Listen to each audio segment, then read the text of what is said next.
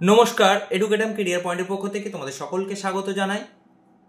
আমরা এনএসইউ স্টুডেন্টদের অর্থাৎ নেতাজি সুভাষ ওপেন ইউনিভার্সিটি স্টুডেন্টদের গাইড করে থাকি বিভিন্নভাবে, যে কোনো কিছু ইনফরমেশন থেকে শুরু করে নোটস এবং অ্যাসাইনমেন্ট সমস্ত কিছু ব্যাপারে আমরা সাহায্য করে থাকি।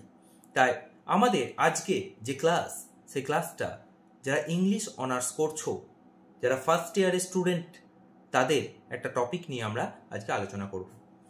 তা আজকে তোমাদের যে এলিজাবেথেন ড্রামা আছে, তোমাদের 4টে ড্রামা আছে। কি কি ড্রামা? এটা হচ্ছে Edward the second, doctor Faustus, Macbeth, as you like it. তা অ্যাজ ইউ লাইক ইট একটা কমেডি, উইলিয়াম শেক্সপিয়ার লিখেছেন। সেই কমেডির ওপরে আমি কিছু কোশ্চেন তোমাদের বলে দেবো, কিছু আলোচনা করে দেবো। তাই যে কোশ্চেনগুলো বলবো সেই কোশ্চেনের ওপরই কিন্তু তোমাদের এক্সামে তোমরা কোশ্চেন কমন পাবে, এটা গ্যারান্টি দিচ্ছি। তা তোমরা কোন কোন কোশ্চেনগুলো পড়বে, কোন জায়গাগুলো জোর দিয়ে পড়বে।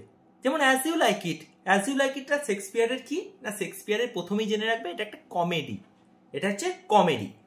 তাই কমেডিতে এটাকে একটা কি কমেডি বলা হয়? Pastoral comedy. প্যাস্টোরাল কমেডি কেন বলা হয় না, এটা গ্রাম্য জীবন নিয়ে এই কমেডিটা মানে অর্থাৎ এই যে প্লেটা চিত্রিত হয়েছে, তাই এটাকে বলা হয় প্যাস্টোরাল কমেডি।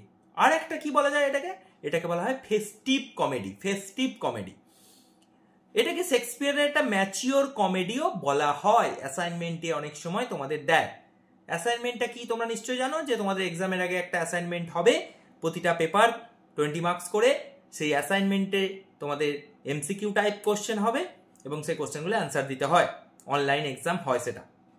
তা সেই রকম অ্যাজ ইউ লাইক এটা কি একটা ফেস্টিভ কমেডি, এটা একটা ম্যাচিওর কমেডি, এটা একটা প্যাস্টোরাল কমেডি।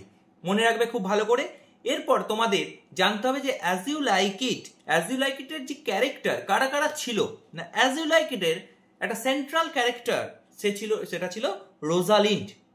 রোজালিন্ড ছিল, এবং রোজালিন্ড কার মেয়ে ছিল? ব্যানিশ ডিউক, অর্থাৎ একটা ভালো ডিউক ছিল যে ব্যানিশড করেছিল তার ভাই ডিউক ফেডারিক, তার মেয়ে ছিল রোজালিন্ড, এবং ডিউক ফেডারিকের মেয়ে ছিল সিলিয়া। রোজালিন্ড এবং সিলিয়ার কিন্তু খুব বন্ধুত্ব ছিল। এখানে আরো একটা ক্যারেক্টার ছিল, সেটা হচ্ছে অরল্যান্ডো। অরল্যান্ডো ছিল রাউলান্ডি বয়েস বলে একজন, যে আবার ব্যানিশ ডিউকের বন্ধু। সেই রাউলান্ডি বয়েসের ছেলে ছিল অরল্যান্ডো, এবং অরল্যান্ডোর একটা দাদা ছিল, সেটা হচ্ছে অলিভার। সে আবার অরল্যান্ডোকে সহ্য করতে পারতো না, কিন্তু অলিভার প্রথম দিকে একটা নেগেটিভ ক্যারেক্টার ছিল, অত্যাচারী ছিল, কিন্তু পরে অরল্যান্ডোর সংস্পর্শে গিয়েছে সে কিন্তু পরে ভালো হয়ে যায়। আরেকটা ক্যারেক্টার ছিল, সেটা ছিল জ্যাক্স।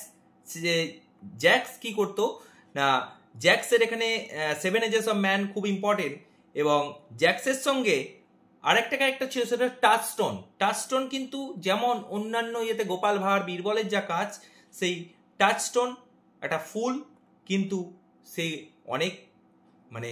অনেকাংশে এই প্লের ওপরে তার যে কথাবার্তা সেটা কিন্তু নির্ভর করেছে। এবার এখানে কি কি কোশ্চেনগুলো তোমরা করতে পারো, সেটা হচ্ছে তোমাদের country life versus court life.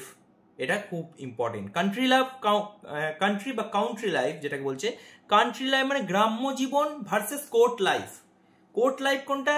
রাজসভায় যে থাকতো তখন সেই জায়গাটা। পরে কি হয়েছিল না, ব্যানিশ ডিউক কোথায় গিয়েছিল না, ব্যানিশ ডিউককে যখন রাজসভা থেকে তাড়িয়ে দেওয়া হয়েছিল তার ভাই ডিউক ফেডারিক, তখন সে ফরেস্ট অফ আর্ডেন বলে একটা জায়গায় গিয়ে উপস্থিত হয়, এবং মেন কিন্তু নাটকটা চিত্রায়িত হয়েছিল এই ফরেস্ট অফ আর্ডেন নামক জায়গায়। এবং ফরেস্ট অফ আর্ডেন কি সিম্বলাইজ করছে না, সিম্বলাইজ করছে ফ্রিডম। এখানে কি হচ্ছে যে লাভ, অরল্যান্ডো এবং রোজালিন্ডের মধ্যে যে ভালোবাসাটা গ্রো করছে, লাভটা কিন্তু গ্রো করছে, কিন্তু লাস্টে ফরেস্ট অফ আর্ডেনে গিয়ে প্রথম অরল্যান্ডোর সঙ্গে রোজালিন্ডের কোথায় মিট হয়েছিল না, ডিউক ফেডারিকের দরবারে। ওখানে অরল্যান্ডো একটা রেসলিং ম্যাচের জন্য এসেছিল, এবং সেখানে প্রথম রোজালিন্ডোকে দেখে, এবং দেখার পরই love at first sight. Love at first sight এই থিমটা কিন্তু খুব ইম্পর্টেন্ট। এখানে বড় কোশ্চেনের জন্য তোমরা country life versus court life করে যাবে। Country life versus court life in as you like it, এটা কিন্তু করে যাবে, খুব ইম্পর্টেন্ট। দরকার পড়লে তোমরা ভিডিও পজ করে করে টুকে নাও কোশ্চেনগুলো। হয়তো তোমরা ভাববে যে কি বলছে স্যার, কিন্তু তোমরা অন্য নোটসের উপর যা ভরসা করবে করো, কিন্তু এই কোশ্চেনটা যদি করে যাও অন্য কোশ্চেন এলেও তোমরা কিন্তু লিখতে পারবে, প্যাস্টোরাল লাইফ লিখতে পারবে। ধরো এলো as you like it as a romantic comedy or pastoral comedy, এটা একটা করে যাবে, এটাও কিন্তু খুব ইম্পর্টেন্ট, একটা করে যাবে লিখতে পারবে। ক্যারেক্টার কার করবে? টাচস্টোন অ্যান্ড রোজালিন্ড। টাচস্টোনের ক্যারেক্টার এবং রোজালিন্ডের ক্যারেক্টার করে যাবে, খুব ইম্পর্টেন্ট। এখানে শর্ট নোটের ওপরে কি করবে? শর্ট নোটের জন্য তুমি বা তোমরা করে যাবে কোনটা না 7 ages of man speech by Jaques, এটা অ্যাক্ট 2 সিন 7 এ পাবে, অ্যাক্ট 2 সিন 7 এ 7 এজেস অফ ম্যান স্পিচ ওইটা পাবে। আর অ্যাজ ইউ লাইক ইট এর ফাংশন অফ মিউজিক, এটাও তোমরা শর্ট নোট বা টিকা হিসেবে করে যাবে। কি করে যাবে না function of music, function of music তোমরা কিন্তু করে যাবে।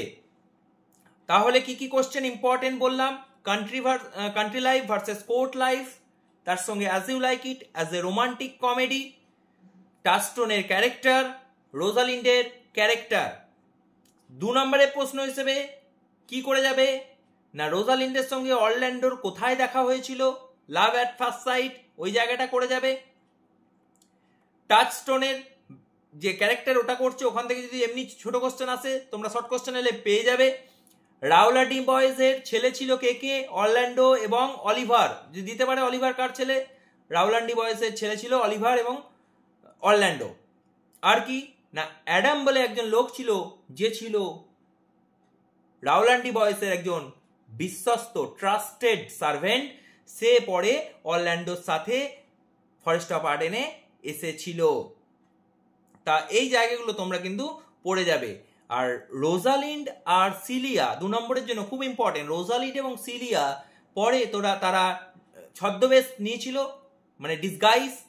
রোজালিন্ড নাম নিয়েছিল গ্যানিমেড এবং সিলিয়া নাম নিয়েছিল এলিয়ানা।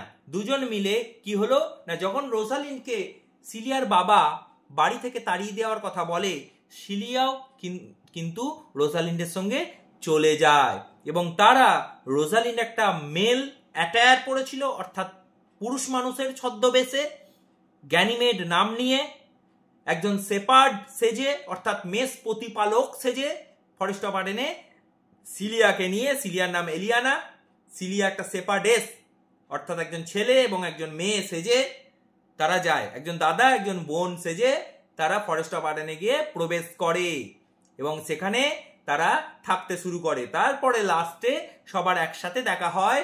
লাস্টে অরল্যান্ডোর সঙ্গে আমাদের যে গ্যানিমেড বেশি অর্থাৎ ছদ্মবেশী রোজালিন্ডের সঙ্গে দেখা হয় এবং তাদের পরে বিবাহ হয় এবং সিলিয়ার সাথে অলিভারের বিবাহ হয়। এইভাবে প্লেটা একটা খুব সুন্দর হ্যাপি এন্ডিং হয়। রোজালিন্ড এবং অরল্যান্ডোর বিবাহ হয়। যেহেতু তোমরা নেতাজি সুভাষ ওপেন ইউনিভার্সিটিতে পড়ছে তাই বেশি কিছু বললাম না, বিস্তারিত খুব বেশি আলোচনা করলাম না। যদি তোমাদের মনে হয় তোমরা কমেন্ট করো, ভিডিওতে কমেন্ট করো, আমি চেষ্টা করব যে আরও অন্য কিছু বিস্তারিত আলোচনা করে দিতে, বা কোনো কিছু যদি অসুবিধা থাকে তোমরা ভিডিওতে বলবে।